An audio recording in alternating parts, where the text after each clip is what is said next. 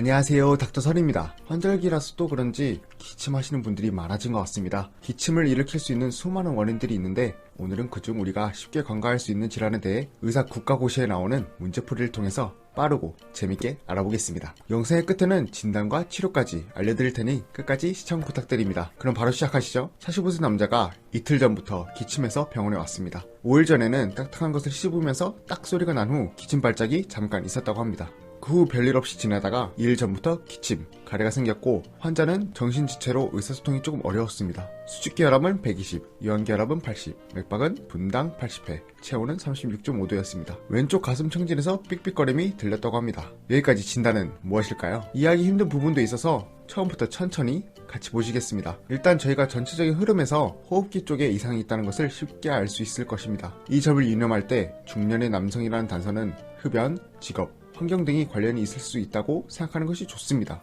결론적으로 이 환자는 이것들과는 관련이 없었으나 대부분 환자들은 흡연, 직업, 환경 등이 폐질환과 관련되어 있는 경우가 매우 많기 때문입니다. 기침에서 원인을 알고자 할 때 제일 중요한 것은 기침이 언제 시작했냐는 것입니다. 왜냐하면 기침은 수일내로 시작되면 급성기침, 수개월째로 계속 지속되면 만성기침으로 분류되고 급성, 만성에 따라 원인이 달라지기 때문입니다. 기침에 대해 어떻게 진단하는지 궁금하시다면 다음에 제 영상을 꼭 참고해보세요. 이어서 보시겠습니다. 5일 전에 수상한 사건이 일어납니다. 정확하게 사항을 이해하기는 어려우나 결론적으로 뭘 먹으면서 이상이 생겼다 라는 것을 알 수 있습니다. 환자가 정신지체라는 뜻은 정신질환이 호흡기 질환과 관련이 있다는 뜻이 아니라 정신지체로 인해 일반인이 당연히 말해줄 것을 이 환자는 말해주지 않을 가능성이 있기 때문에 그런 정보의 부족을 안고 가야 한다고 이해하시는 것이 좋습니다. 기초검사에서 체온을 보시는 것이 중요한데 대부분 급성 기침에서의 원인은 감염으로 인해 오기 때문입니다. 여기서는 36.5도로 정상입니다. 여기서 중요하고 특이한 소견이 보이는데 왼쪽 가슴에 청진기에서 삑삑거리는 소리가 들렸다고 했습니다.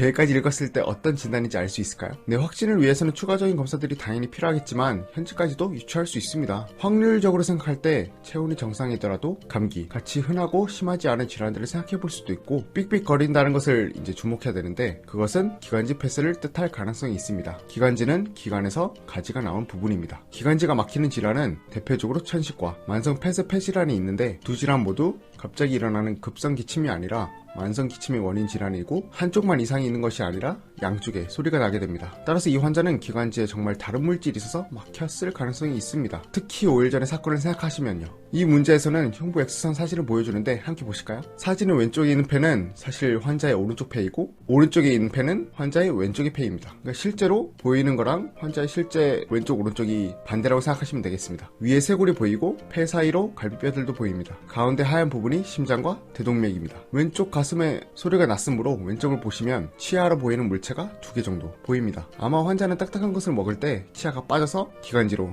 들어간 것 같습니다. 따라서 답은 3번 기관지 이물입니다. 기관지 이물은 사실 어린아이들에게서 많습니다. 생존 본능이어서 그런지 아기들은 자주 손에 잡히는 것들을 입에 마구 집어넣곤 합니다. 이 문제에서 환자는 정신지체를 가지고 있어서 일반적으로 하지 않을 행동들을 하였고 그것 때문에 진단하는데 조금 헷갈렸던 것 같습니다. 그렇다면 이런 경우에는 치료를 어떻게 할까요? 위내시경, 대장내시경이 있듯이 기관내시경도 있는데 기관내시경을 통해 기관지로 들어가 직접 이물질들을 제거합니다. 여기서 중요한 것은 흉부 X선 사진에서는 치아가 2개 정도 보였지만 실제로 2개보다 더 많을 수도 있어서 꼼꼼하게 내시경으로 관찰해야 합니다. 네, 여기까지 국시를 알아보는 기관지 질환이었습니다. 여기까지 시청해주셔서 감사합니다.